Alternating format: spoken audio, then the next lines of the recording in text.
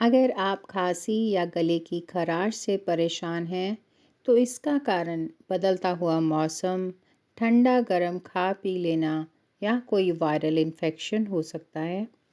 इसके लिए आप क्या कर सकते हैं, 1 चम्मच शहद उसको अदरक के रस में मिला लें और दिन में 2 बार सेवन करें।